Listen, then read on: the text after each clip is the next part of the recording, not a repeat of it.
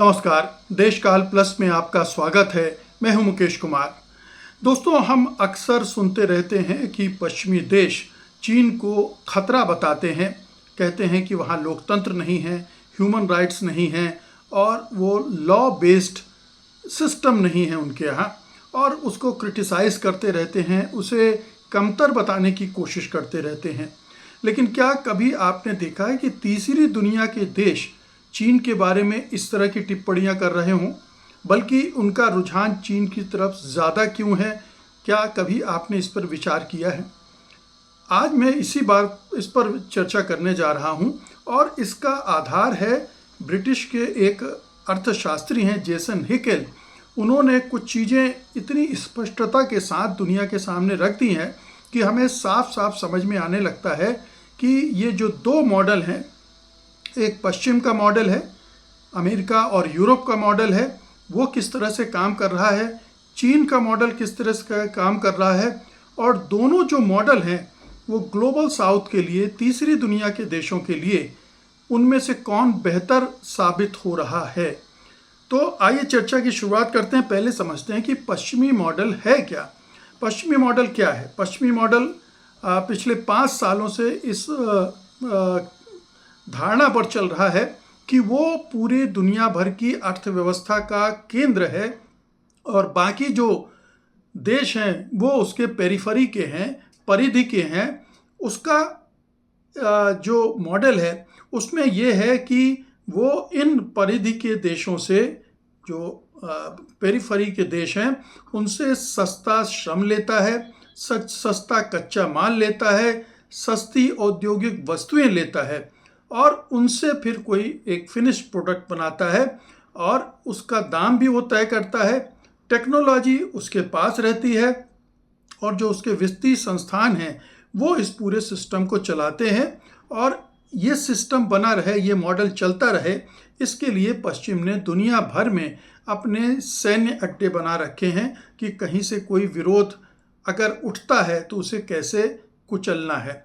ये पश्चिमी मॉडल है जो 500 साल से चल रहा था। लेकिन जब ये एक साम्राज्यवादी मॉडल है, जब देश आज़ाद होने शुरू हो गए, दुनिया आज़ाद हो गई इस औपनिवेशिक राज से, तो ये मॉडल थोड़ा सा बदला। जो औपनिवेशिक काल में लूट बिल्कुल सीधी थी, वो अब घुमा फिरा के होने लगी। अब IMF और विश्व बैंक कर्ज देते हैं और ऐसी शर्तें लागू करते हैं जिनसे उन देशों की अर्थव्यवस्था, जो बड़े मुल्क हैं, पश्चिमी मुल्क हैं, अमेरिका हैं, उन पर निर्भर रहे। शर्तें क्या होती हैं? अपना बजट कम करो, खर्चा कम करो, अपनी करेंसी को खोलो, जो पब्लिक सेक्टर हैं उनको बेच दो और इंपोर्ट करो, बाहर से इंपोर्ट करो, यानी आप पश्चिमी देशों का माल अपने यहाँ बुलाओ। और इसको वो कहता है स्ट्रक्चरल एडजस्टमेंट, संरचनात्मक समायोजन। नतीजा कई देशों में वही रहा।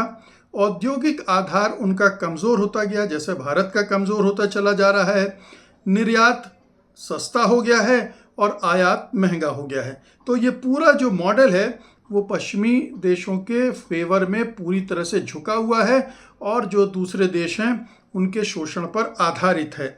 अब हिकेल का कहना है, बहुत ही दिलचस्प है, कि 1960 से 2018 के बीच ये जो असमान लेन देन हो रहा था, उसके जरिए ग्लोबल साउथ ने ग्लोबल साउथ से ग्लोबल नॉर्थ ने करीब $62 ट्रिलियन कमाए, खींचे, निचोड़े, शोषण किए। और अगर ये धन दक्षिण में रहकर डेवलप करता जाता, अगर ये $62 ट्रिलियन इन देशों में रहता, तो ये डेवलप करके इन सालों में $152 ट्रिलियन हो जाता। और हाल के जो अभी ताज़ा आंकड़े हैं उसके हिसाब से ये निकासी हर साल $2.2 ट्रिलियन की रही है।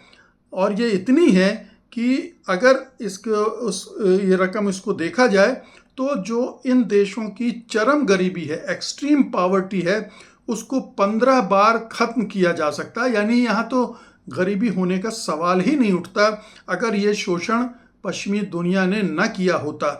ये एक बड़ा मज़ेदार है। और देखिए कि उन्होंने ये भी बताया था कि जो ग्लोबल नॉर्थ है ग्लोबल साउथ से 826 अरब घंटे का श्रम लिया है, उन्होंने काम लिया है, और उत्तरी मजदूरी के हिसाब से उसकी कीमत 16.9 ट्रिलियन यूरो होती है।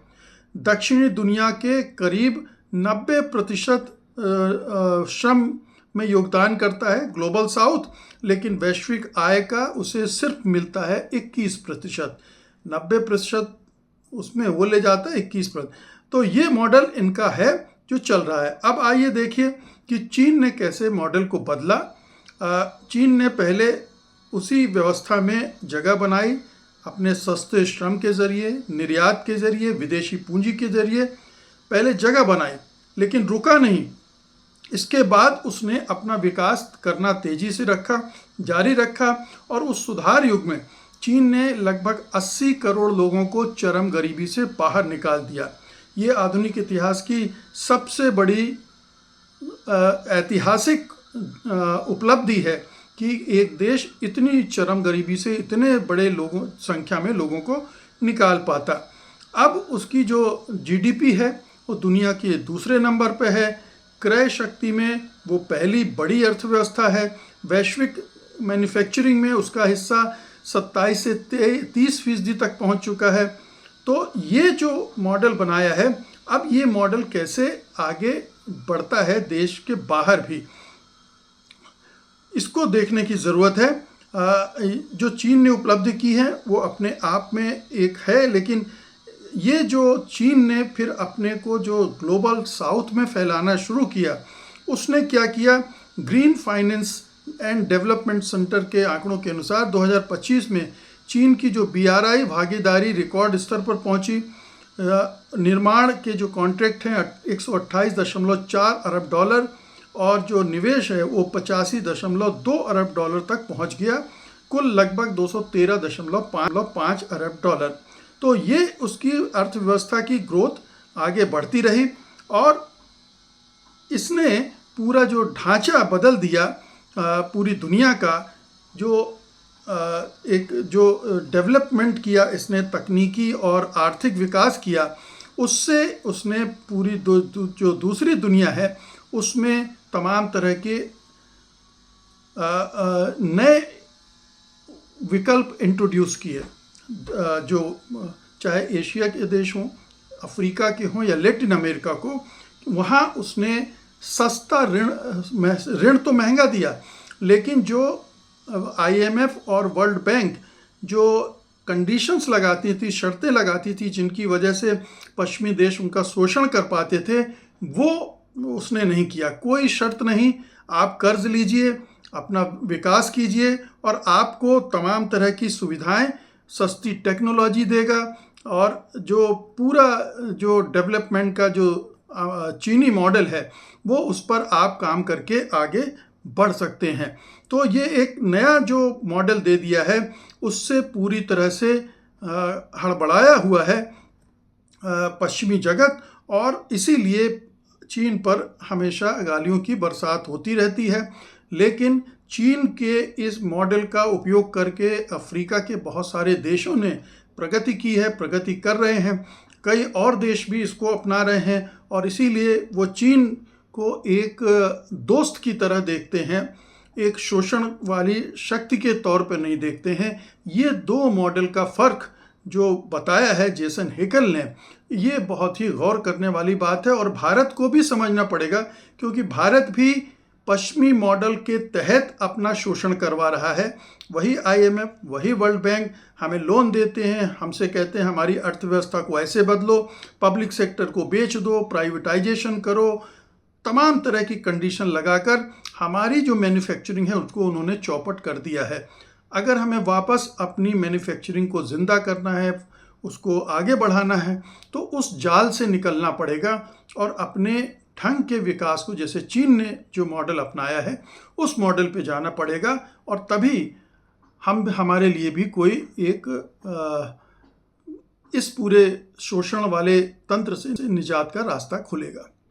बहुत बहुत शुक्रिया आपका, धन्यवाद, नमस्कार।